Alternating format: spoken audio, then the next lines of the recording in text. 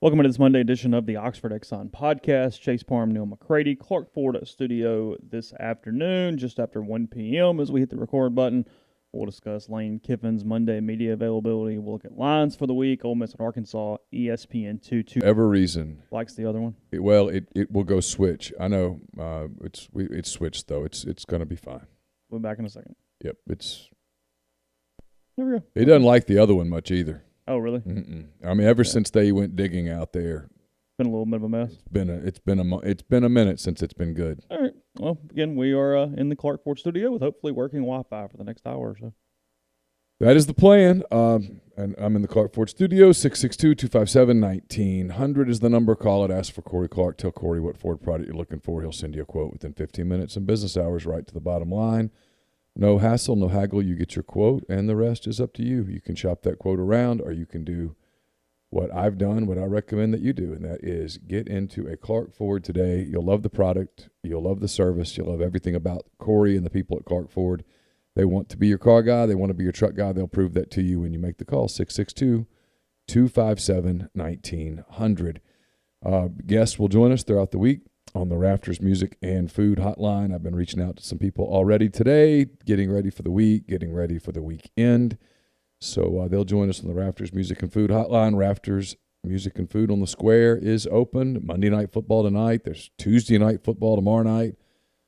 Baseball playoffs are going today. Rays and Astros Game 2 is this afternoon. Braves-Dodgers Game 1 is this evening. The NBA season is over, but the Bachelorette begins tomorrow night. Everyone who didn't care about the NBA was cheering for the Lakers for that reason. So there's a lot going on, and then another weekend of football. Ole Miss at Arkansas, that game at 2:30. So you can watch it at Rafters Music and Food as well. Who is the Bachelorette? Is Is it someone from a previous show? I think there's like two. Because there's one that they started before the thing happened, the pandemic, and then really? Something happened with her where I think she just went ahead and pulled the trigger on. Oh, really? Yeah, and so So it's going to be a season unlike any we've seen before? It's going to be the most dramatic, As Chris would say. season of The Bachelorette ever. Maybe literally this time. We got like all sorts of stuff going on. Possible. Okay. Hall of Fame second baseman Joe Morgan died today at 77 years old, obviously known from the Big Red Machine. So that looks like Dak's ankle surgery was successful last night. Pretty tough scene there, Cowboys and Giants. Just kind of looking at news of the day as we're getting started. Football 7:15 tonight. Chargers and Saints. The Chargers 1-3 with Neal's guy Justin Herbert. Saints at 2-2, trying to keep pace with the Panthers and the Buccaneers, who are both 3-2 in the NFC South. And then 7:08 first pitch. Braves and Dodgers tonight. Where are they at? Arlington? I don't even know. Where's the game? Somebody's in Arlington. Someone's in Houston, right? Are they both in Texas somewhere? I don't know. Not that it matters. Just curious. Globe Life Field. That's Arlington, correct?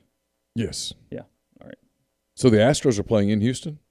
Where'd they play last night? I don't know. Where are they? I don't know. Yeah. I didn't watch. I got so busy yesterday. I got up early. We were up late Saturday night, and then I got up early yesterday and got 10 Thoughts done. And we had a miscommunication on G-Pits that threw me off. And then I went over to my parents for dinner, and I didn't see anything yesterday. So there are fans tonight for Dodgers and Braves? Is that right? Yeah, I'm reading from Jeff Passan here. It says, let's see, every day last week, about 20 Texas Rangers employees fanned out to different parts of the glistening new ballpark, Globe Life, armed with what they hope to be vital in preparing with potential spread of the coronavirus, blah, blah, blah. I'm trying to figure it out. Let's see. The American League is in San Diego, by the way. Let's see. The Rangers team with Major League Baseball on a protocol will rely on three tenets: mask wearing, hand washing, and social distancing as a precaution against those who might be tempted to run afoul of an assigned seat rule. Rangers employees folded up more than 30,000 seat bottoms using 5 long. How many people can be at the stadium? Okay, here we go. As many as 11,500 tonight for Dodgers and Braves. Sorry. That's what I was looking for. Well, it makes sense. I mean, they're letting fans in the Cowboys game right down the street. So, Yeah. I mean, Yeah. unless the virus can differentiate between types of balls. Yeah, Passan is one hell of an insider, but he did not write that story very well. It took a minute for me to find actually what the number was. I'm sure he's deeply offended that they're going to have fans there. Let's see. What did he write? He wrote the arm, right? What was his? Yeah, he wrote the was arm. It the arm? It was okay. really, really was that, good. Was that what Passan did? Yeah. Okay, thought so. So anyway, yeah, they But no fans in San Diego, correct? That's not allowed. I have not heard that. No. I mean, I can't imagine. Well, no, because it said starting with tonight, so it had to be only the National League, not the American League. Yeah, because the virus can tell an American League team from a National League team. So Texas has opened up, California hasn't. Is that the reason we're in this situation? Apparently. Okay. I mean, but politics aren't involved in these decisions. Oh, let's see. Yeah, there's a bunch of case stuff. Okay, I'm done with the story. So anyway, Rays and Astros. Speaking of COVID, I will go ahead and tell you this. I'm going to be really careful about how I do it. Okay. There are some strong rumblings out there that we are going to have our first SEC postponement this week. Really? Of a game. So it's not Ole Miss, Arkansas, so everybody can quit asking me that. It's not Alabama, Georgia. It's Vanderbilt, Missouri is the game. So before you do all the guessing. Because Missouri is so inundated with it? Apparently Vanderbilt as a team is fairly inundated with it. Haven't they been dealing with it for months? They've been dealing with it for a while, yeah. Apparently Vanderbilt did not have a COVID party.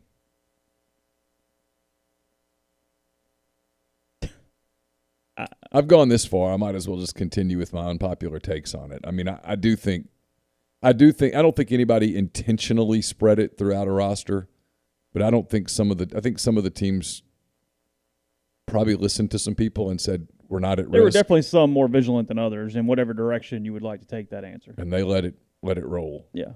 And they have immunity now. There's a little stat here. We're kind of all over the place today, but it's okay. It's Monday.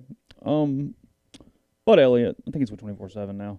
He it's point out over the weekend, everybody's talking about that stat where Ole Miss only kept Alabama from 41 yards all night, meaning that if you every drive you started, had you scored a touchdown, whatever that max number is of yards you could have given up, Ole Miss was 41 from that. Alabama punted from the 41s, and then they had a fumble at the 1 yard line, so 41 yards. The reverse of that, also saying in Mississippi, as Bud Elliott points out. Mississippi State, with their wonderful offense and the air raid against Kentucky on Saturday, left 814 possible yards out there. So Kentucky did.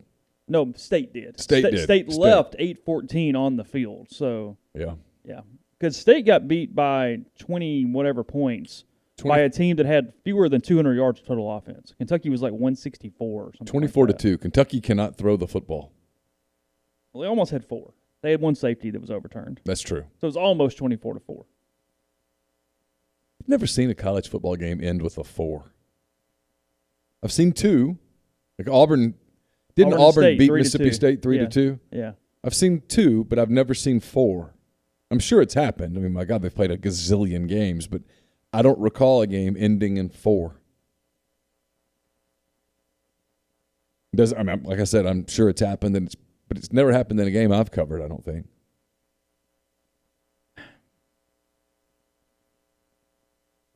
Yeah, I'm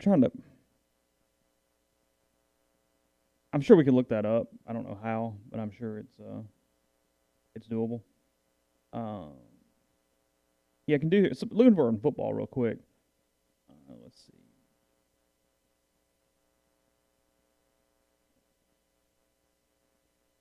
That was a bad pod. Just give me 1 second. All right. Working on lining up an Arkansas guest for our pregame show. We're multitasking right now. There's a lot going on. But they could make up that game, by the way. I mean, that's what the schedule was built for. That's why they didn't want to change games because of weather last week. They knew this COVID thing was always looming. On Pro Football Reference, you can type in any score, and it'll tell you how many of those scores there have been in NFL history. And I'm just typing in a bunch of winning scores against 4 as the losing score. Mm-hmm. And I did get one 10-4 game that happened in 1923 between the Racine Legion and the Chicago Cardinals. So it's been that long. Well, a 10-4 score. Again, I'm having to go through the winning score. You can't just go. Okay. You can't just submit something to 4. Yeah, I have to actually pick the other game. I wonder if anybody's ever won a game with 4 points. So let's try 4-3 or 4-0 or 4-2. It could be 4-3 or 4-2 or 4-0. Couldn't be 4-1. There's never been a 4-3 game in NFL history. Okay. There's never been a 4-2 game in NFL history. There's never been a 4-0 game in NFL history. Isn't that weird? So it's weird. Yeah. There's that for the day. I mean, I'm sure there's probably an easier way to look this up, but while we're on air, that's really all I can do. So, nonetheless. Lane Kiffin spoke to the media today. He was not asked about Otis Reese. He was not asked about COVID. So our weekly questions have changed a little bit now that they've played. We're doing 3 better. Weeks. We're doing better. It's fine today. There was nothing. I don't think there's anything to tell us about Otis Reese. So unless you're just waiting for him to go on another diatribe about the NCAA, it's really pointless. I mean, we'll always take those diatribes. It's fine. Yeah, I get them, but he had responded on Twitter yesterday about the sign stealing thing. Signal stealing in football, sign stealing in baseball. Well, they responded a number of times. Their lack of they have no F's to give, and it shows in some of their Twitter stuff, and it's really funny. I thoroughly enjoy it. Ole Miss, like Kiffin? That staff, and whoever's running the football account. Well, you take the personality of your head coach in any direction. Yes. I mean, that's kind of what happens. And Lane has a specific online personality, and that's pretty much. Yeah, and his response to stuff like that is he basically doesn't give a, and it shows, and it's funny. It's really funny. I mean, number one, and I said this in 10 Thoughts yesterday. That's up at Rivals.com, by the way, as our quick hits, a pretty comprehensive recruiting story about the virtual visits that they had on Saturday, including some comments from Kiffin about that. So there's a lot there. But in 10 Thoughts, I was surprised Nick Saban went there Saturday night. Saban was angry. There's all sorts of talk in Alabama that Pete Golding is going to get fired midseason. The SEC shorts people, they I haven't seen this. They had some fun with Alabama's defense. Okay. Saban's upset, but in that moment, he knew Lane Kiffin just out-schemed him. Period. Ole Miss went fast. Kiffin knows that Saban hates fast. It's his kryptonite. Nick Saban's won national championships. He's had a run of success that I don't know that anyone will ever replicate. But if he has one foil, it's speed, pace. He hates it. And Ole Miss was going fast the other day. And so for him to say, well, they were stealing our stuff, the first thing I thought of when I heard that was, well, that's illogical. But now we live in an illogical world right now. But that's illogical. If Ole Miss were stealing their stuff, they wouldn't be trying to go fast. They'd want to go slower. Let them set up, then we'll see it, and then we'll react to whatever would be going on. Yeah, because you'd want to look over there, see what they're signaling. Get it transferred to you. Yeah, process it, and then okay, they're running that, so let's run this. Hey, Matt, and do all your signals, and then he's got to put – you'd be going slower. Ole Miss was going so fast that even if Alabama had been holding up the sign saying 43 blitz, cover 2, blah, blah, blah, even if they were pointing it out with the sign that says, hey, Lane, sign here, they wouldn't have been able to go that fast. There is a degree of communication that has to happen. It's why I always thought the Tyler Siskey thing was such bullshit. When everybody got all worked up about that, it just didn't impact the game. Yeah, so he gets on Twitter yesterday afternoon, and he says, quote, this is Kiffin, he's quote tweeting a story that has talked about it earlier in the day. And he says, FYI, when you go as fast as we do, we call our play first. Stealing signals wouldn't help us at all because we're snapping the ball. That's when they're still trying to just line up. Hashtag facts, hashtag come to the SIP, at Alabama football, go win the Natty. Tag Ole Miss football. Yeah. Today was more of that. A little more irritated today that it has held for 24 hours. And, yeah, he basically said that it was illogical. He said it made no sense. He said that he even went as far as saying he had no idea what the signals were when he was in Tuscaloosa. Which, I mean, there's no reason for Lane Kiffin to know the defensive signals at Alabama. No, I doubt he was spending time studying Alabama's defensive signals. It's one of those deals. It's ludicrous, is what it is. Well, and like the kid, even okay, like Dylan Moses, but like Saban, Right. like whatever. I don't care what Dylan Moses said. I mean, that's his theory, and he can. Everybody's got theories these days, and if he wants to float his, he's entitled to. But for Saban to go there, it just struck me as it shows you how much Ole Miss scared the hell out of Alabama Saturday night. He does say people have stolen his signals before. He said for teams that go slower, maybe there is some of that. Well, it's allowed. Yeah. And then he ended with, it just doesn't make any sense. That was the way. Right, and it doesn't. He closed it. So. Again, the great thing about Kiffin, one of the great things about Kiffin, is that in these deals, you get answers. He tells you the end. He does not coach speak.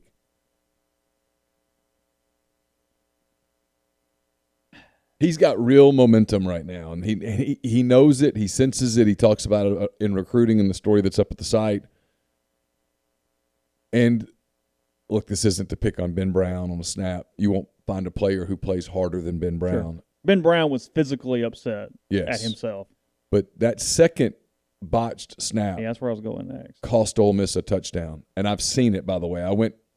I had seen that before the play. Yeboah was going to score, assuming that Corral makes a anywhere near in those quasi-decent throw, and Matt's having a little bit better than a quasi-decent season to this point.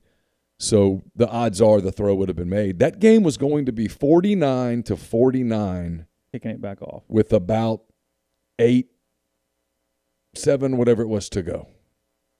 Yeah, Kiffin pointed that out specifically. He said the 2 botched snaps really hurt, but especially, as Neal said, the second one, he said Yeboah was out in the flats, and that he knew before the play that it would have been a touchdown had they simply said the linebacker was looking the wrong direction, and it would have been a score. So, yeah, I mean they had 2 or 3 drives stopped by their own issues on Saturday night, and even with a defense that is frankly on pace to be one of the worst in FBS history, this is where they are. I mean, it's one. Look, there's not a game they can't win, but there's hardly any games they can't lose either, and this is going to be one fiery season as they finish it off, because I just don't know. Well, and you see that a little bit in the betting line for Saturday.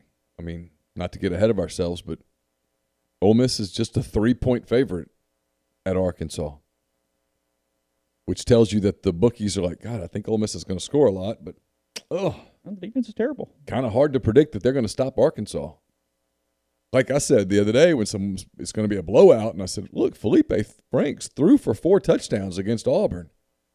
If I offer you can have Auburn's defense or you can have Ole Miss's defense. Are you even contemplating it? Yeah, Arkansas scored 28 points. Now, Arkansas always scores 28. They're losing on Saturday. Well, yeah, but my point is if you can get 4 touchdown passes against Auburn, it stands to reason that you're going to have some success against Ole Miss. For Arkansas to win this game, the game has to get into the 40s. Yeah. Yeah, because Arkansas's got to get into the 40s. Yeah. Now, I do think this will be the best defensive plan that Ole Miss has seen to date, but it won't be the best defensive players. They'll be the worst that they've seen to date. Yeah. Kentucky, Florida, and Alabama. Absolutely. It'll be the best plan. Athletically, Arkansas does not have the athletes that those other 3 schools do. No. Because Kentucky's pretty damn good in the back 7 on defense. They're not bad. Kentucky's pretty good on defense. Yeah. So. I mean, they had some success against Auburn defensively, and they just shut Mississippi State down. State plays who this weekend? State plays Texas A&M at home. That's right. Yeah, we'll get into lines in a second. With a fractured locker room. State. Mm-hmm. He's going to purge everybody, though. It's going to be all right. Well. He's going to get a little purge done. There's a little opposite right now. Kiffin's got a locker room that is completely bought in. Maybe some defensive players. It's not that they don't trust them. I think it's they don't trust each other. We'll get into that a little bit too probably, but there's no lack of effort. There doesn't appear to be a lack of chemistry, a lack of cohesion. All of those things are applicable at State. They've got problems. And it could spiral quickly. Yeah. Well, and they're doing the quarterback thingy now. I'm not a fan of quarterback thingies. Those don't typically work out very well. I mean, feel free to tell me about all the quarterback switches and stuff that work out. Yeah, that's fair. Podcast brought to you in part by Community Mortgage, Oxford, Memphis, Soto County, and Chattanooga. Underwriting and processing is done in Memphis. They're getting local underwriting and understands your market. leader in condo financing, the float down option, and more. You can find Jason at 662-234-2704 or JLOWE@communitymtg.com. Rebel Rewards, the official rewards app of Rebel fans, brings all new experiences this season, including game day selfies, weekly trivia, and stadium light shows from your home. Download the free app today by searching Rebel Rewards. Rebel Rewards, be rewarded. We are also brought to you by Jupiter Security Systems, based in Madison, Mississippi. Jupiter Security Systems provide your business with a help desk, allowing you to get software at a much cheaper price than you would pay going directly to Microsoft or the different cybersecurity systems. It's basically ADT for your computer systems and data. It's very affordable, flat price, no hidden add-ons. Call Eric at 601-519-9583 or email info at jupitersecurity.net. Also brought to you by the College Corner. It's a one-stop Rebel shop, 2 locations in the Jackson area. In Ridgeland, the College Corner is next to Fleet Feet, and in Flowood, it's next to Half Shell. If you don't live in Jackson, it's not a problem. Visit the College Corner at collegecornerstore.com. Plus, you can find them on Facebook and Instagram. They have the largest selection of Rebel gear in Central Mississippi, and throughout the month of October, mention Rebel Grove at checkout. Get 15% off your entire purchase. You can also use it online. Just put Rebel Grove in the coupon tab at checkout. Brought to you by the Iron Horse Grill, located at 320 East Pearl Street. It's the perfect place to enjoy lunch, dinner, or Sunday brunch. And we're brought to you by Dead Soxy. It's the best socks you'll ever put on your feet. Deadsoxy.com, DEADSOXY.com. They've got the no-shows. They've also got the traditional dress sock. Lots of variety, colors to choose from. Make a fashion statement with your feet and keep your feet nice and cool with Dead Soxy. And we're brought to you by Blue Delta Jeans. Whether you're one of the lucky ones to get into Vaught Hemingway this season, or if you plan to watch the games at home with a few socially distanced friends, a pair of Blue Delta jeans are just what you need to look great, feel comfortable on Saturdays. Their new line of 4-way stretch cotton comes in 12 colors, including a great new powder blue. So drop by the Oxford studio, DM Blue Delta at Blue Delta Jeans, or email info@bluedeltajeans.com for more information. And remember, just because you can't be in the Grove this year doesn't mean you don't need to look your best for game day. So college lines this week, looking at it, game start on Wednesday, Coastal Carolina and Louisiana Lafayette, and that one two really good mascots. You got the Raging Cajuns and the Chanticleers playing each other on two on pretty good teams too. Yeah, Louisiana Lafayette's -7 if you're curious. If you want to get a little midweek betting action in, Arkansas State, Georgia State is Thursday. That's -3.5 with the Red Wolves. They're against Georgia State. Let's see, Georgia State's the Panthers. Is that right? Sounds right. Is that right? Okay. Feels right. Pretty good game on Friday night. If you just want to watch some pretty entertaining football action, actually 2 pretty decent games. You got SMU at Tulane on Friday night. It's a pretty good game there. Oh, that's a good game. Score some points. It's going to be kind of fun on TV, I think. SMU favored by 6.5 to 7.5, depending on the book that you would like to use. And then your nightcap on Friday night, BYU in Houston, and BYU -3.5 against the Cougars in Houston. Okay. Not a bad Friday night Not bad. line up there. Kentucky, Tennessee is our leadoff game at 11 a.m. on Saturday. October 17th is the month and year date. And Tennessee is a 6-point favorite over the Wildcats in Knoxville to kick off the day. What do you have? What are we at? I've got 6.5. Okay, so down to 6 there for it opened at 6.5. Now sitting at 6 on Kentucky and Tennessee. Yeah, it was 6.5 this morning too. So it's moved. This is kind of a, do we 100% believe in Tennessee taking that next step? Because if they are, you believe them to cover this football game. You know what I mean? Yeah. Like this is kind of, I know it's right after Georgia and all that stuff, but it's kind of one of those for Tennessee where, okay, go do it now, and you're in that. You're not in the Florida Georgia tier yet, but you're in that next tier for me. It's got a chance to be a good game. I don't know what I'm doing yet. No, I haven't either. I'm leaning Tennessee, but Odds Kentucky's are defense will give JG fits. the over-under is only 47.5 on this one. Yeah. On a total. Yeah. Pretty low. OddsShark, their analytics are predicting a 30-28 Kentucky win in this game. So, yeah. Clemson giving 27 to Georgia Tech. Going to be a rough day for the Ramblin' Wreck. Clemson's the best team in the country right now. They're very complete. They're very good. Very good. They are susceptible on defense. That is their, which Frankly, it is college football's flaw. Lane Kiffin talked about it today, too. Defenses are just getting eaten up right now. Hardly anybody's playing very good defense. Tackling, the rules favor offense. It's a lot of stuff, but the offenses are dominating football games right now. There are very few defenses in the country that are actually playing pretty well. Let's see. What do we got? Miami minus 9.5 against Pitt. You just want some football. Liberty gets a chance to go to 5-0. They got votes in McCready's top 25. Yep. Here this week, they are at Syracuse, and this line has moved like crazy. I don't know. I guess somebody's hurt or somebody's out. Liberty opened as a 9-point underdog, and now they are a 3-point favorite. Well, I moved 12 points. I don't know if I'm getting one of those early lines from back in the summer, but that would be weird for Liberty. I wouldn't think you'd get a lot of early summer lines on that. But yeah, otherwise, yeah, it's moved that much. I'm getting Liberty as a 3-point favorite right now. Okay. On this, let me just see what OddsShark says. Scores. I'm curious. They're predicting Liberty to win 36-23 over the Orange. All right, moving on. Auburn and South Carolina. That's another 11 a.m. start on Saturday. Auburn on the road in Columbia, and Auburn is a 3-point favorite in this one. Yeah, that's what I've got is 3. I tell you now, this is an interesting game. This is a really good football game. We'll have this on during our pregame.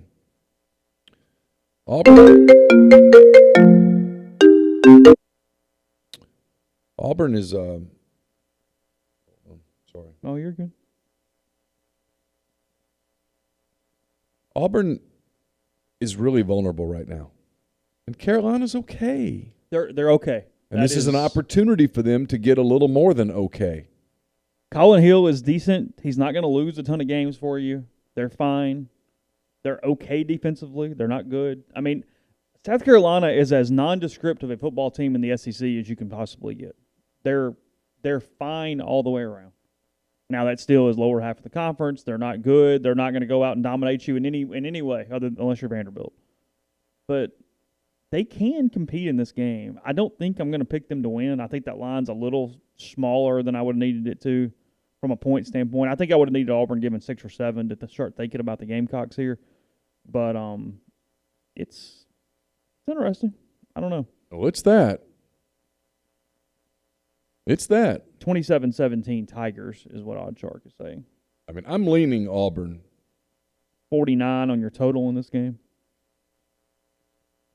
Yeah. Just, the problem is Carolina just got through thumping Vanderbilt, and so you see the score, but you got to, in the back of your mind, go, they are historically bad. LSU beat Vanderbilt 41-7. Yeah. Who did LSU play week 1? Who did Vanderbilt play week 1? Texas A&M played them well, and that was right. 17-12. Yeah, you want Vanderbilt as late in the season as you can get Vanderbilt, unless you're getting Missouri, unless they play with like half the team out or something this week. So, Louisville and Notre Dame. Notre Dame minus 17 against the Cardinals this weekend in South Bend. Notre Dame's not winning a title, they're good, but they're good. Yeah, they're good. He's a really good coach. They at least will make you interested when they play Clemson at some point. Florida and LSU. That is in Gainesville. That is the 2:30 game one of the 2:30 games this week. And Florida is. Oh, this line has moved like crazy, too, unless I'm missing this. What do we have this at? LSU plus 13.5. You know this thing opened at 1, right? Mm-hmm. Okay. Yeah, now 13.5. So I've watched both teams a lot, and Florida is significantly better than LSU. I don't know that LSU can stop Florida. It is almost to the extreme of Alabama Ole Miss, where I don't know that LSU can get off the field against Florida. Florida's defense isn't good. No, it's below average. Yeah. I don't know there. That's a lot of points. And I am fascinated to see the attendance at this game. With it opened up? It's opened up, although the university hasn't opened it up. Dan Mullen wants it opened up. It's still in the fairly conservative part of Florida, but there will be a lot of people that don't feel safe to go. Yeah, Florida. There's no doubt about that. Florida was having a hard time moving their tickets as is. To suddenly think that they're going to move more, I don't know. Texas is a lot more conservative than Florida. And look, here's the deal, and this is not being a political comment. This is just matter of fact. the more conservative you are, the less you are concerned with COVID. The more you are free will than the people. The more liberal you are, the more you want government mandate over the virus related type things. That's just reality. And so you can put 40,000 or whatever in Texas. I don't know that you can get that at Florida. I really don't. Oh, because right now I don't know. If it was completely open, I don't know that you could get 45 in Oxford right now. Probably not. I think that's the number I'd be curious on. Oxford's pretty liberal. It just is, and that's not a political knock. It's an ideology statement. Oxford's got a lot of scared to it. It's one of the big reasons that Oxford didn't open up was because there was a ton of messaging that went on begging them not to. Have we seen any stadium full in the country yet? Anywhere? Some high school stadiums. Of large numbers, though, like in Allen and places? I've seen some pictures from Georgia that was just packed. Really? Okay. Packed. Looked like a Friday night from years ago. So they've opened up their high schools all the way. Apparently. But nothing else. I guess. Either that or local jurisdictions just said to hell with it. We're not enforcing this. Okay. Yeah, I don't know. I just got I have a weird feeling that there's a psyche thing in America where they're not quite ready to fill up anywhere yet. I don't know. Maybe I'm wrong, but that is just the way. I think it's even affecting some of this 25, 50% stuff. Because, I mean, Ole Miss had a hard time selling 16,000 tickets. Yeah. And the excitement around the program says they easily should have sold 16,000 tickets. And I get the prices are jacked up, and I get all that. But still. This last week, it was prices. It was the weather. Yeah. I'll be curious to see what they can do for Auburn. 11 a.m. Let's say Ole Miss goes and beats Arkansas Saturday. 11 a.m. Weather's probably would be nice at that point. Mm-hmm. But there's no Grove.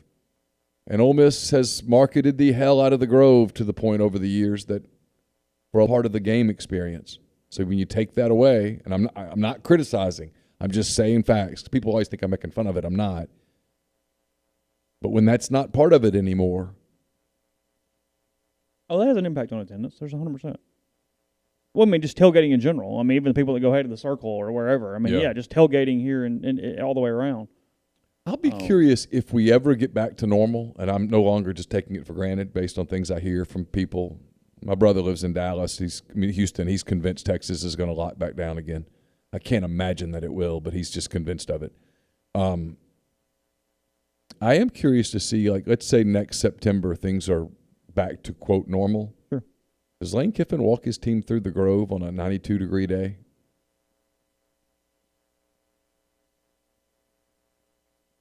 I got my doubts.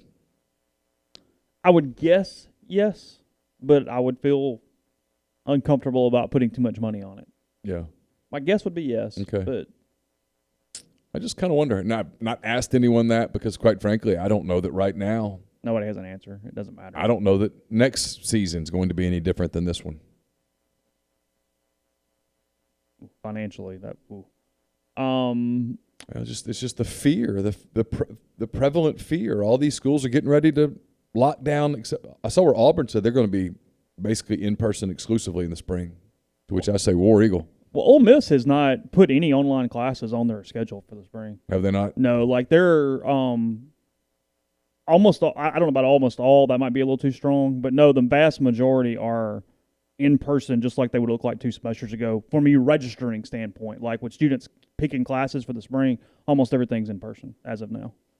Could that change? I know nothing about the way they're doing policy. I'll tell you this. As of now, it's in person. This isn't about Ole Miss. It's about any school. Any school that does registration as if it's going to be in person and then switches to online and sometime in November, that is disingenuous as you can possibly get. You deserve every bad thing that comes your way when you do it. Yeah. No idea about anything other than as of right now, everything looks most things appear to be in person. That is true. Good.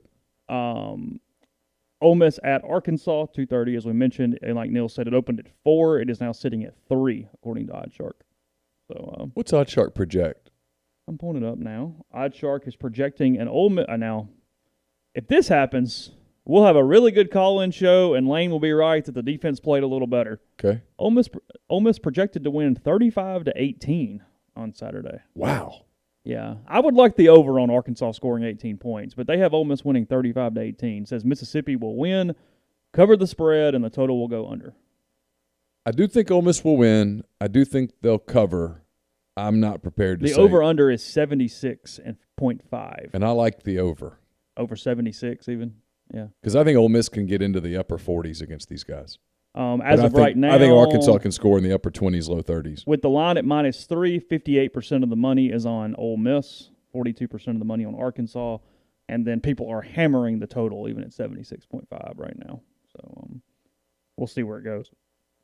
Money line right now to win 100 on Ole Miss, you got to bet 143, and to if you bet 100 on Arkansas, you would win 130 as of right now. So that is your over-under and total there for Ole Miss and Arkansas.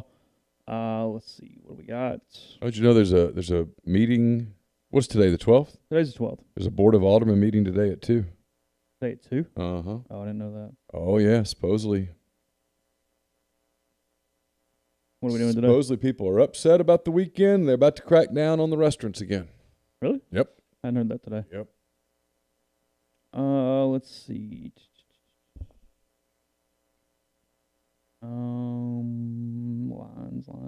Lines.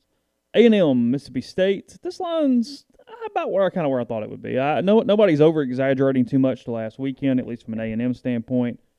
A&M and Mississippi State. A&M -4 on the open.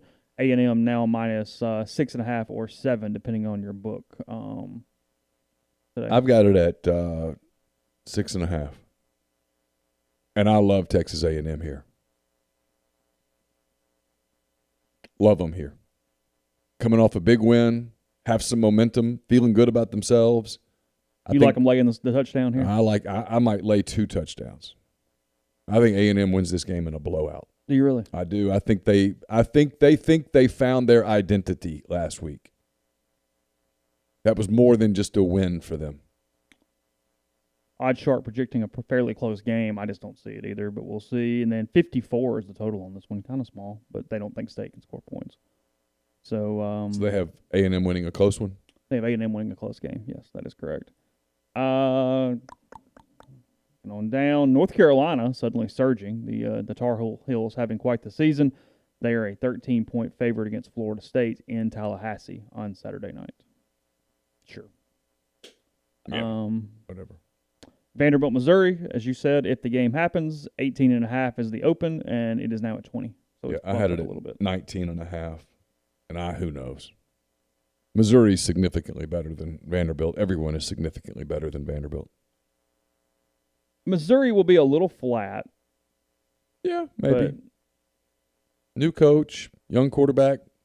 They'll still be trying to establish stuff. I don't know if they're established enough to have a letdown. OddsShark estimating a final score of 26-8, Missouri over Vanderbilt. And, Vanderbilt can't score on anyone, so all you got to do is score a little bit. Southern Miss, a 3.5-point favorite over UTEP in El Paso on Saturday night. And then Can you imagine having to watch that? That would be a rough one. And then Georgia, Alabama, CBS game of the week is at night this week. Alabama -7.5 on the open. It is now at 6. Bama by 6 is where we are at. Oh, really? I've got it at 4.5. Okay, so it's moved a lot today. Yeah. Alabama 37-25 according to OddsShark. That is where they have this one. Yeah, Alabama offense is something else. Now the Kentucky defense is too, but I don't like Georgia's offense that much. Not at all. It's not dynamic. I mean, I don't watch Stetson Bennett and go, that's the guy that's going to beat Alabama. Hard to see it. Ryan talked about it on Saturday in the pregame. We've mentioned this every time the Ole Miss and Alabama's played over the years. It's not all these different things everybody talks about. You beat Alabama with quarterback play and a quarterback who can push the ball down the field. That's it. That is how you beat Alabama. And, no, there's nothing in Bennett's game that makes me believe that at all. I think Bama wins this game by 10 to 14 points. Kind of where I'm. Yeah, I don't think it's going to live up to the hype, but I could be wrong. I'm looking for something. There's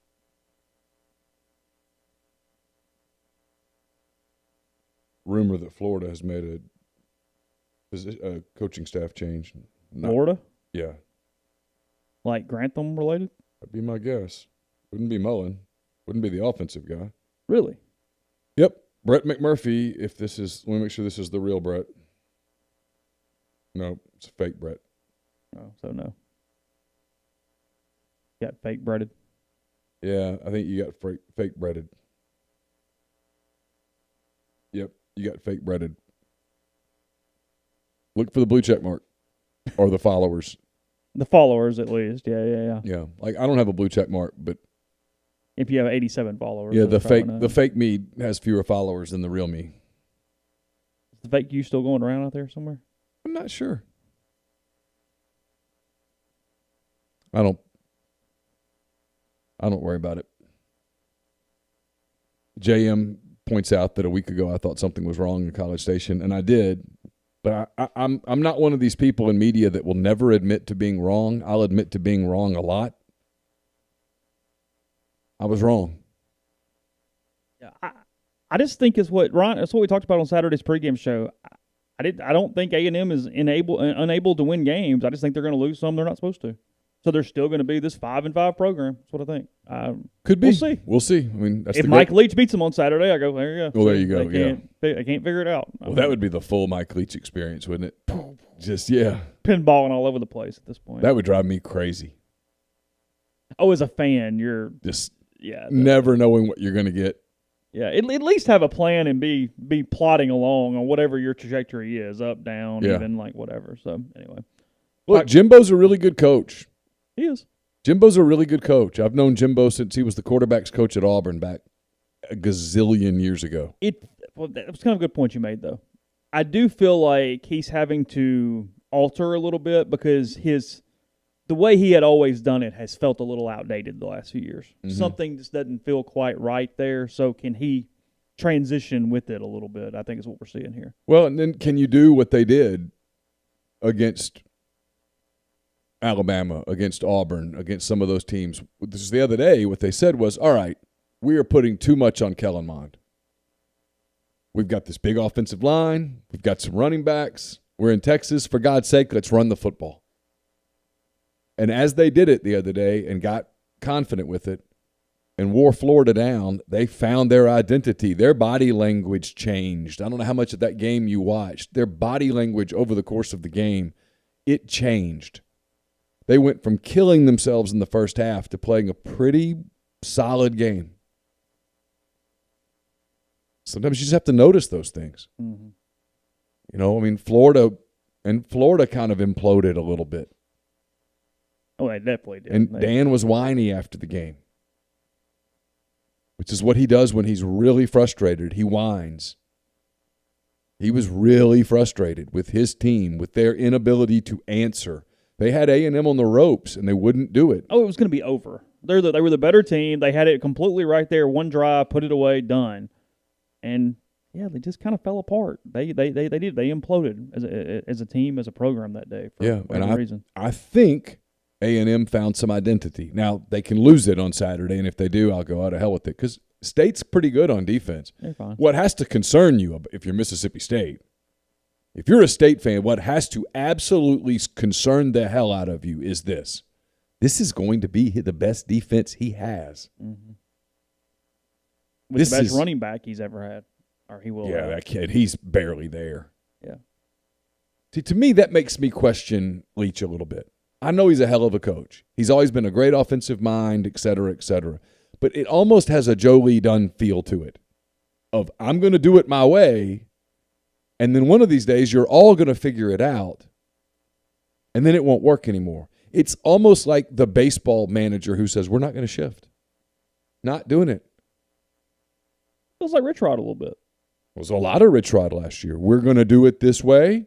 This is the way we're going to do it. If you don't like it, you can leave. Well, that doesn't work in today's film world where everybody can analytically break everything down.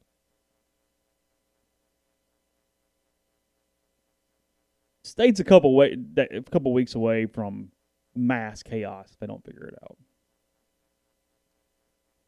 I know we're about to go to a break. They're asking us to talk about this, and I would like to. The thoughts on the SEC statement on the Arkansas-Auburn call. Okay. Yeah, we'll talk about that in a minute. Yeah, sure. Because I have some thoughts about it, which are very similar to what I just said about A&M. Okay. Yeah, we'll do it in 1 second. Before we do that, I'll tell you about Tyson Drugs and G&M Pharmacy. G&M 662-236-2222. They got the immune support med packs that you're very aware of by now. We've been telling you about on 30 supplies of vitamin C, zinc, NAC, probiotic, vitamin D3, and more. They also deliver locally in the Oxford area. You can pick that up there in location. Their store's open, all that kind of stuff, obviously, but they will deliver for you. And more. They also have Right Way meds that will package your prescriptions on the day. They show you exactly when to take them. They individually package them, so you have what you need when you need it. Again, 662-236-2222.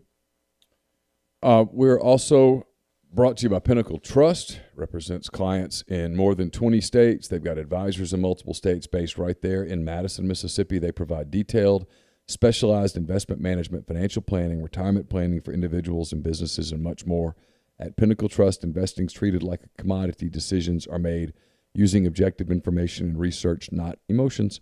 So regardless of your level of wealth, they'll sit down with you, listen to your goals, study your expenses, and put forth a comprehensive, detailed financial and retirement plan built just for you. It's pintrust.com, PINN trust.com. Mention you heard about Pinnacle Trust on the podcast. You'll get 10% off your first year's fees. Also brought to you by John Edwards, Regency Travel Incorporated in Memphis. You've been thinking about that golf trip with the guys, an anniversary trip. You just want to get away. You want to take advantage of some of the great deals that are out there in travel. Get in touch with John. Give him some parameters. Give him a budget. He'll give you options you won't find on your own. 901-494-3387 or jedwards@regencytravel.net. First-time clients can save $50 off their first book trip just by telling John you heard about Regency Travel on the podcast.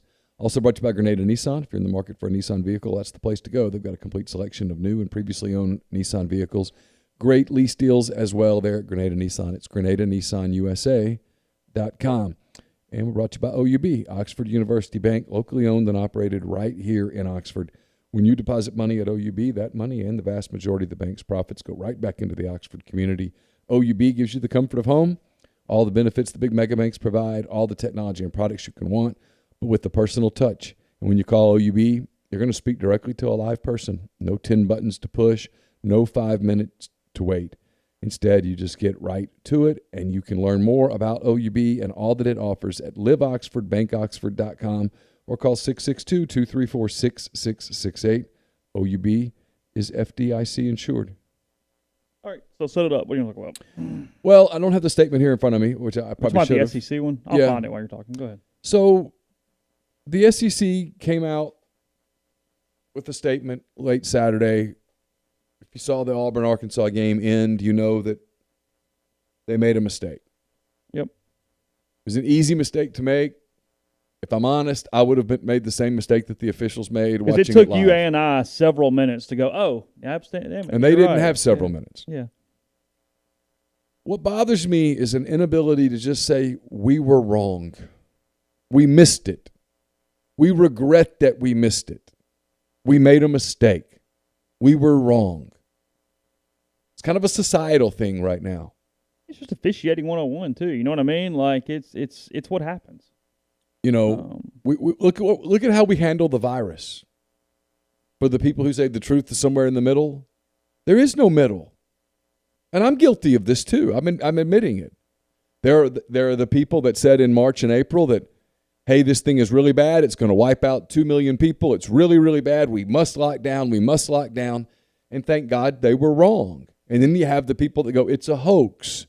It's going to be 9 to 15 people, and it's all going to be fine. This is overblown. They were wrong, too. It was more than that. It's worse than that. But no one will back off and admit that. Not Trump, not Fauci. And so you see it in media. Oh, I said this team's going to be great. So they're, by God, going to say that the whole year, even if the team's not great. It's just life. It is. Social media is a cancer to society, and it's caused a lot of this. It has. Not even, I haven't watched it yet. I know everybody's talking about the social dilemma. Frankly, I don't want to be in a bad mood, and I don't want to get depressed, so I haven't hit the play button yet, if you want to know the honest truth. But no, I get the concepts of it. It's made everything short attention spans. It's made everything, by God, my opinion matters, and it is right, both. Yep. Can't be wrong, and can't change, can't grow. I would have liked for the SEC to have said, we were wrong, we regret it. And not, well, what happened was neither team jumped on the ball. And no, you blew a whistle. You blew a whistle that shouldn't have been blown. It was a mistake. You're human.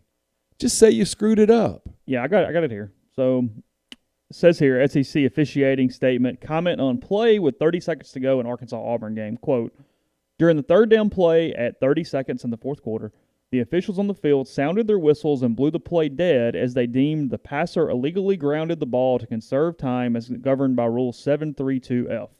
During the subsequent replay review, there is conclusive video evidence that the pass was backwards.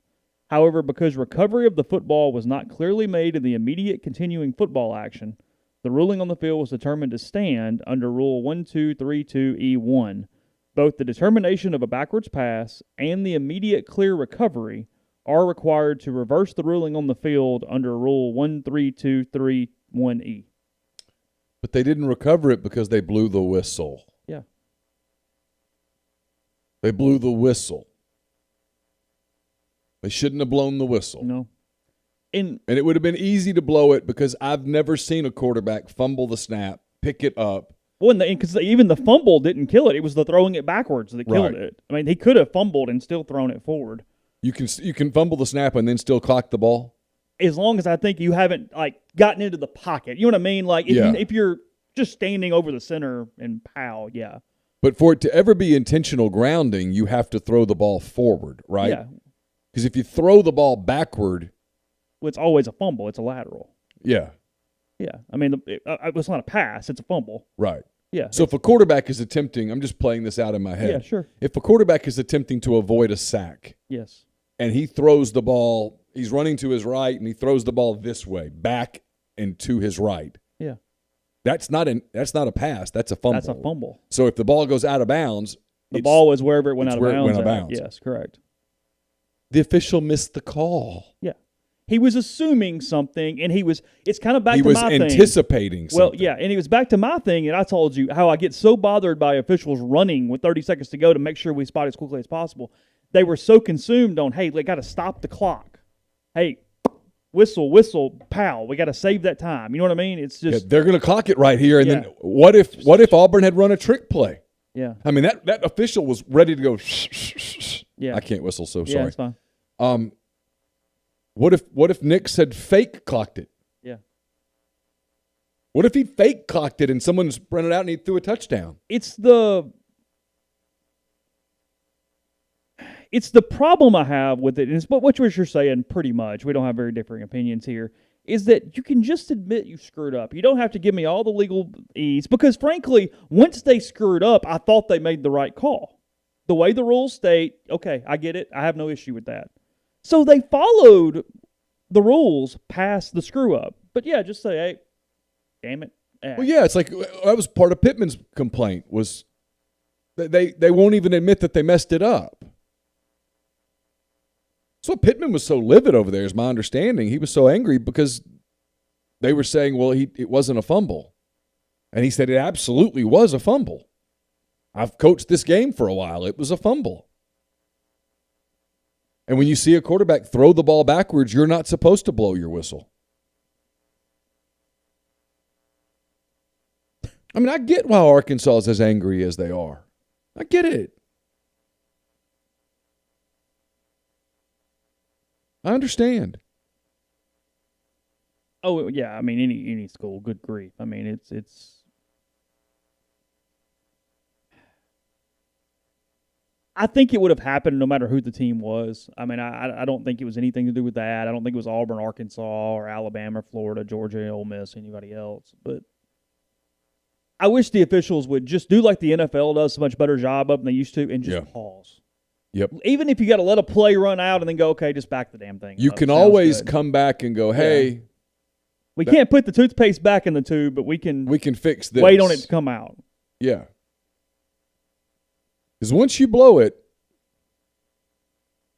because that would have been a spot where you don't blow the whistle and you let the play out, and then if you come back on review and go, you know what, it was a forward pass. It should have been intentional grounding. But if on review you would have looked at that and said, no, he threw it backwards, it's a fumble. It's a fumble. And if you don't blow the whistle, I think Arkansas recovers the ball. And the game's over. Well, the game is over if you leave it. But I think Arkansas recovers it. I do wonder if Seth Williams gets on the ball without the whistle. And he might. He's standing there, and he just kind of stops. So, but here's the thing there is the clock would have kept running. Auburn was out of timeouts. And Auburn, that field goal now is 10, 12 yards deeper than it would have been, and you're hustling. You don't have time to set up. You're having to run people on, run people off, get set, snap the ball, it's a different deal. But people asked us about the statement. The statement I would have liked to have seen the league make is we made a mistake. We're human. The official feels bad about it. We feel bad about it. We hate it. We apologize to Arkansas for what happened. It sucks. But it's a game played by humans. It's a game officiated by humans, and humans make mistakes. And we made one. Don't hide behind the legalese. Just go, we made a mistake, and we hate it. Yeah, I'm looking through it. There's no word in that does that. No. They didn't do that. They don't ever want to just go, hey, we screwed it up. Didn't mean to. The official was anticipating the action. What do they tell you in baseball? Don't anticipate as an official. Yeah. Don't start guessing behind the plate. Hey, I think he's going to throw the curveball here. I need to be looking for the curveball. Nope. In your mind's eye, put a strike zone and lock in and see if the ball crosses it. And the really good ones do it and don't miss. The damnedest thing. Can't remember which playoff game it was the other day that it might. I tell you what, it was the Marlins Cubs game 2 when Darvish and Sixto Sanchez were pitching against one another, and they were both first 5 innings on. I mean, they were clipping corners. You know what I mean? And he got it right. He was just locked in. That's all you ask. You know you're going to miss some, but you can't start guessing. You can't guess, for example, when you're umpiring, you can't guess, okay, this is going to be, the catcher is set up inside. I'm going to watch this inside corner right here. And then he misses, although it happens all the time. You're supposed to stay there and keep your eyes in the same place, not pay attention to where the catcher moves and stuff. From a deciding a game standpoint in the SEC, I can't think of a call more egregious being that it literally would have ended the game. You know what I mean? Like, okay, I can think a lot where, okay, that's a problem and it was late and they could have kicked a field goal or something. But where, no, literally that is the outcome of the game on that one play. It's over. Yeah. Because, whatever, we always talk about the infamous, penalty and shoe game with Shea Hodge and all down the sidelines. Ole Miss still had to go score. This one, it's just over. Arkansas's on the ball if they were going to fall on it, and we move on. But I'm so desensitized to it that was frankly better than most official statements that we typically get, because most would just go blah blah blah blah blah. And then, this is where I get. This isn't an NBA statement, but it's something the NBA does right. All year long, they release the last 2 minutes review, and they'll tell you, hey, we missed it here, got it right here, this is how we interpreted it here. Sure. I like that. Yeah, just transparency, and the NBA will admit, hey, we missed a call. And with those kind of athletes on that small of a court going as fast as they do, you're going to miss some. You're never going to hit 100. It's very hard. Yeah, no doubt. Podcast brought to you in part by Visit Oxford. Visit oxfordms.com is the website. You can go there to see the events page and everything going on in town this week and all weeks, including home football weekends as well. We showed you the double-decker bus, photo ops and things on Fridays. That's where we had our interview with Emily Blunt of St. Leo. We'll be back for Ole Miss and Auburn in a couple weeks. Tunes Around Town returns November 13th. They've got a lot of different things, including maybe you delayed your stay during the pandemic when things weren't open. We'll find out maybe a little more about what's going on with that here now as the Auburn R meeting, as Neal said. But nonetheless, visit oxfordms.com. You can see where to stay, where to eat, what to do, and see, and more. Visit oxfordms.com. I read some of the wrong reader on Blue Delta jeans. I do want to tell you they also have their raw denim jeans, the Genos, the duck canvas pants. Those are all available. So your next trip to Oxford, All you got to do is you can schedule a private fitting. They're open from 10 to 6, but if that doesn't work for you, you can schedule a private fitting by reaching out to them on social media or at info@bluedeltajeans.com. We're also brought to you by Bain, Moss, and Bowen, PLLC, located in historic downtown Corinth. Their firm practices a wider range of law, from DUI defense to car wrecks to representing government entities.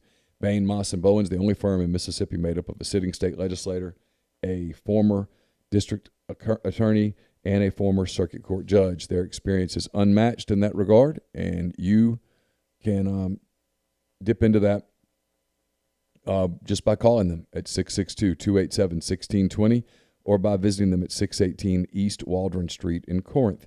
We're also brought to you by Meadowbrook Wealth Associates of Raymond James, a team in Jackson providing planning and investment guidance to clients across the state and surrounding areas. Financial advisors Bill Geary, Logan Phillips, Chris Carrero, and Ryan Geary are partners with a commitment to personalized service. Call them at 601-368-2215. See if they might be a good fit for your financial goals. Raymond Jones and Associates, member New York Stock Exchange, SIPC. Also brought to you by The Rogue. They host Scoreboard Business. They sponsor Scoreboard Business, I should say. There on our pregame, we'll get started with that at 12:30 on Saturday for Ole Miss and Arkansas. The Rogue is your destination for fine men's clothing. They have stylists who hand-select pieces from top designers.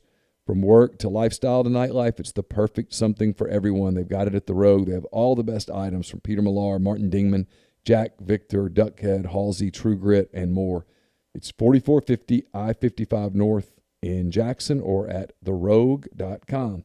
And we're brought to you by Heritage Properties, home to 3 communities in Oxford: Faulkner Flats, Cambridge Station, and Lexington Point.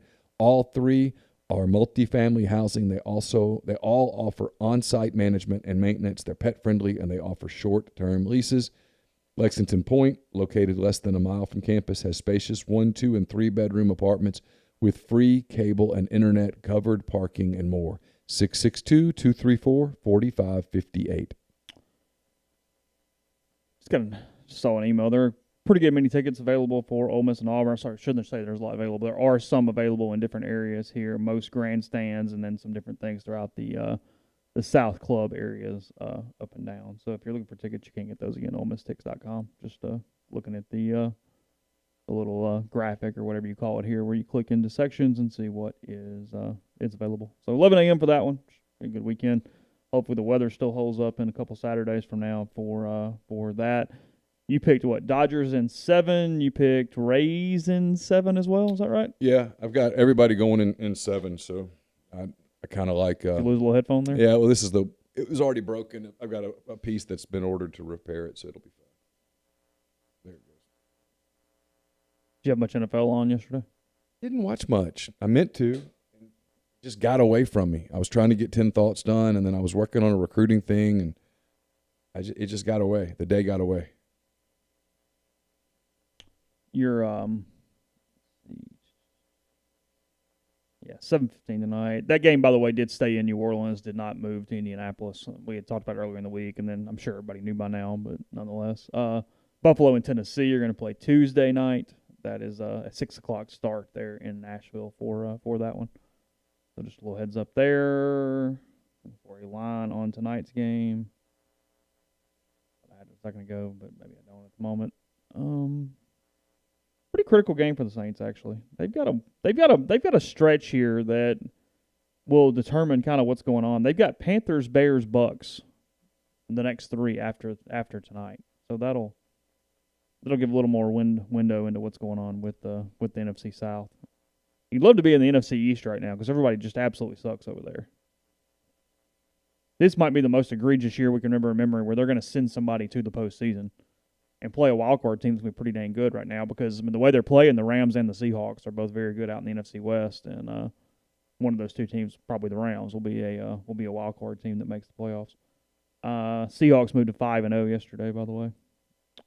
Yeah, DK Metcalf might be the best receiver in the game right now. Yeah, I mean, we talk about it every week. Perfect fit for the system, but just in any system, he's getting by people and running for touchdowns right now. Saints by 7 or 6.5, depending on your book tonight. That's where it comes out. So a little bit there. Tennessee is getting 3.5 at home against Buffalo on Tuesday. Looking ahead to next week, NFL is probably more of a Tuesday thing for us usually, but I will tell you what I see from a game standpoint that sticks out. Let's see. Actually, not a ton. Chicago's at Carolina. That's suddenly kind of an interesting game next week. Bears and Panthers. Green Bay at Tampa Bay. Rams at Fort. It's a fairly dud NFL weekend. There are very few major teams playing one another. Monday night is fun though. You've got Kansas City at Buffalo for the Monday night game next week, so that's good. But otherwise, not much there. So I am really interested in Braves-Dodgers tonight. It's not necessarily a Braves fandom thing. I think it's just a baseball thing. But it's the first time I've looked forward to a baseball game in a really long time from the pro level. But I'm looking forward to tonight.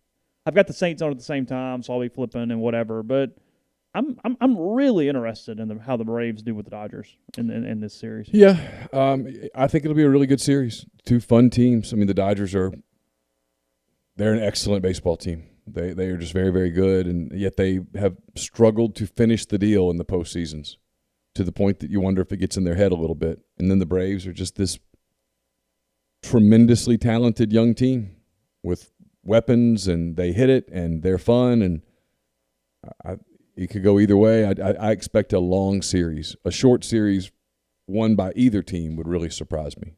Meaning 6 or 7, obviously. Yeah. I think the series goes 6, 7 games. I think it goes 7. I think both teams are really good. Baseball's in such a weird spot. They're trying to get this thing done. Credit to them for it looks like they're going to get this thing done. They're going to get a season in. Public, not really perception, but just marketability. Does it matter who's in the World Series? Are there two of these teams that make more sense from a, hey, you might draw some casual fans in? Because, frankly, baseball is just not drawing them in, period, no matter who's on the field. I mean, I'm sure they're hoping for Astros and somebody. For the drama of the Astros? Well, they can have the villain. Well, Dodgers-Astros again. The Astros give you a villain, whether it's against the Dodgers, who were a victim of the villain, or if it's against the Braves, who are kind of a fun team. They're kind of the girl next door. The Braves can be a little Cinderella against the evil villain. And the Dodgers-Astros is the easiest of those potential matchups to sell. I'm sure they think Braves-Rays would be the most boring from a casual fan standpoint. Yeah, I don't know how you'd sell that. Hey, here's this team that you've never heard of against another team from the Southeast that's pretty good too. Watch that instead of the NFL today. Yeah, Tampa's the best team you don't know a player on, and then it's. I mean, it's yeah. Trust us, you really want to watch this. They're good. It's like the Major League thing when Jake Taylor's at dinner or whatever, and the guy's like, "So you play baseball?" He goes, "Yeah, we got uniforms and everything." Yeah, it's like, yeah. Okay. Who do you play for? Cleveland, right here. Yeah, we got uniforms and everything. No, Cleveland had a baseball team. Yeah, that's right. Yeah. She says. Oh gosh, 7:40 tomorrow night for Rays and Astros in Game 3. By the way, are they just playing? Okay, yeah, you play 5 days in a row. I think so. You are, aren't you? Yeah, there's no gaps. Kind of weird. Well, they moved it to the bubble for that reason. Okay.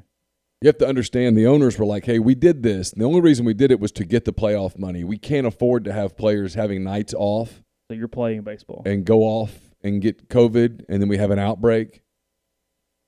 Okay. That's all this is. Okay. This is the owners going, we did our part. You got your Play salaries. the games. We got to have our money. Yeah. Okay. All good. So, again, Tampa Bay up 1-0 in that series as they're finishing up. Let's see. Jacquez Jones may be back this weekend. Kiffin was kind of uncertain on that. Didn't really give an answer either way, although since he doesn't really discuss injuries and whatnot, I don't know that he would have. Momo said he will be back. Okay. Yeah. So, I'll write about defense a little later today. I just have not had an opportunity to transcribe quotes yet, but we'll get all that to you. There's not. I mean, yeah. Yeah. Kind of is what it is until they. Yeah, I mean, there's not a lot there other than they've got to trust each other a little bit. Guys are trying to do too much, believe it or not. Yeah. And their confidence is shaken, which is very believable. Yeah, I get that one. So, anyway, we will be back tomorrow with our show. Thank everybody for joining in the live stream over the weekend as well, from our pregame to our endgame to our postgame. I pointed out on Twitter last night, I pulled a clip of Pete DeWeese. He is so good during the second quarter of every game. So even if you don't want to listen to us rattle on for 75% of it, it's worth checking in with Pete as he tells you what's going on schematically in every single game with us during the second quarter. So you can find that clip. It was about Snoop Connor's 4th down run yesterday and more. So head on over to rebelgrove.com, and we will talk to you again tomorrow.